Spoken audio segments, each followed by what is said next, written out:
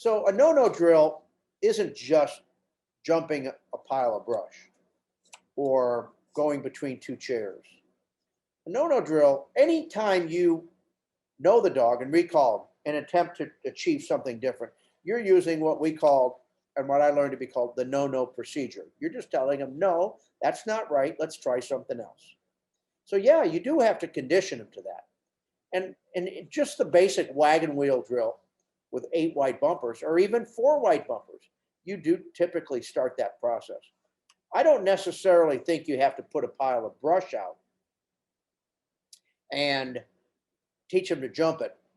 That is a form of a no-no drill, and that's the most classic form. But I typically started in 2 and most of the wagon wheel drills. And let's not forget the wagon wheel casting drill, because that's one of the first things you're going to do wagon wheel lining and casting. If you're in my world, right at the tail end of basics, it's going to happen just about the time you're starting some pattern blinds. You're through double T. You're probably through swim by.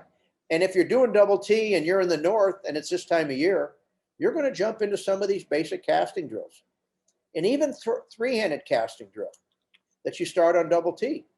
You stop them, you're doing a form of a no-no drill. So yeah, you teach them to respond, no, that's not what I want. We're going to do it again. And if that no-no brings out, oh, well, I'm not going to retrieve now, or I'm all confused and I'm not going to go, well, that's an important part too. And you need to work through that. And maybe your dog isn't force fetched or forced quite well enough under those circumstances. So don't shy away from that. That is a part of the procedure. You get yourself in trouble when you start using collar pressure with that no prematurely. And I don't use collar pressure very much at all on a no-no procedure. Really rarely. The only thing I demand is that they go when I tell them, they respond to being no'd, and they'll come back. And a lot of times dogs get hyped up and they ignore you and they rush in and pick up the wrong bumper anyways.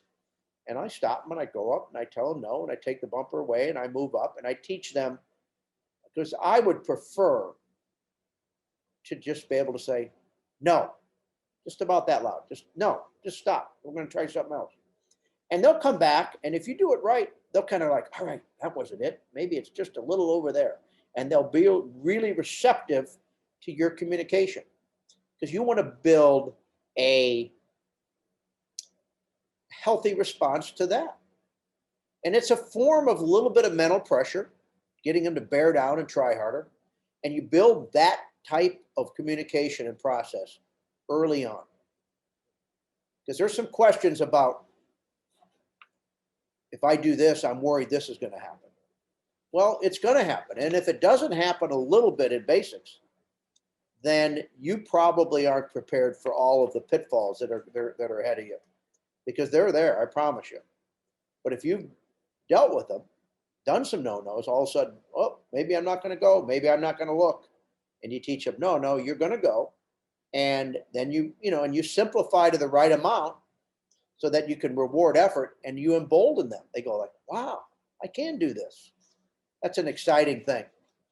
So conditioning to being known and not being afraid of some of the pitfalls that come up with advancing them, so you don't spend the rest of your training career training in fear. Oh my God, I'm afraid if I do this, this might happen. So think about that a little bit.